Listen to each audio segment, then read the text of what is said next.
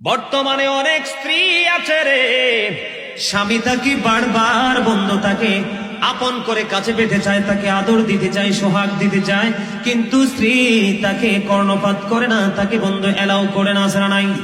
হাদিস শরীফের মধ্যে এসেছে, কোন স্বামী যদি স্ত্রীকে বিছানায় গিয়ে যদি স্ত্রীকে ভালোবাসার জন্য আদর দেওয়ার জন্য যদি বন্ধু কাছে ডাকে, কিন্তু স্বামীর ডাকে সে সাড়া দিল না, মুখটা অন্যদিকে ঘুরিয়ে সে সারা রাত্রটা পার করে দিল, আমার নবী বলে দিয়েছে স্বামীর মনে কষ্ট লেগেছে, লানতের ফেরেশতা ওই রাত্র থেকে বন্ধু সকাল পর্যন্ত শুধু তাকে লানত দিতে থাকে।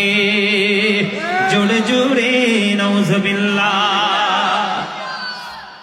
এত সস্তা দুনিয়া, এত সহজ দুনিয়া, এত সহজ না, আবার এত কঠিন না। ইমানটাকে টেকসই করার পরে কি করার পরে?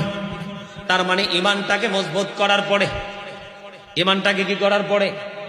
মজবুত করার পরে যদি শরীয়তের বিধান, শরীয়তের আইনগুলো যদি যথাযথভাবে মেনে চলতে পারে, বন্ধু স্বামীরও কোনো বিপদ নাই, স্ত্রীরও কোনো বিপদ নাই।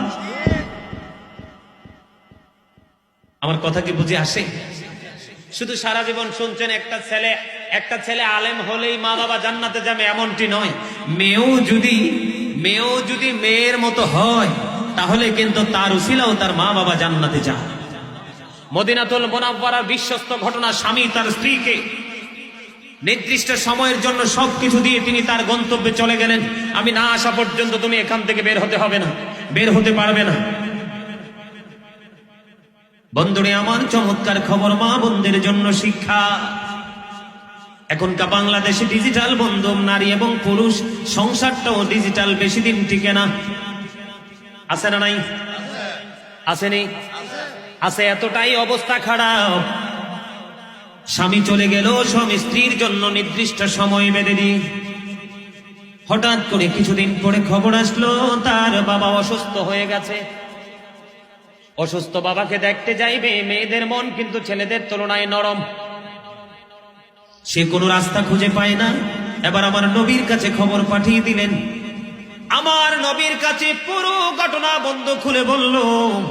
খুলে বলার পরে এবার আমার নবী বলে দিল, স্বামীর যেহেতু নির্দেশ নাই, সে না যাওয়াটাই উত্তম।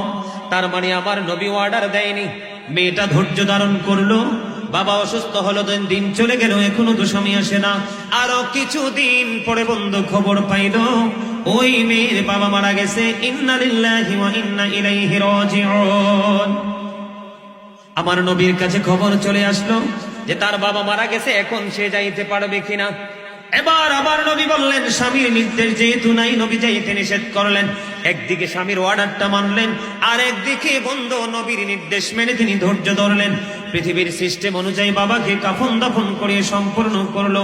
এবার আমার নবীর কাছে খবর চলে আসলো, বন্ধু এই মেয়েটা একদিকে স্বামীর কথা মান্য করেছে, আর একদিকে সরকারে মদিনা ইমামুল মুরসালিনের যে নির্দেশ তিনি মেনে নিয়েছে। বাবাকে দেখতে গেল না।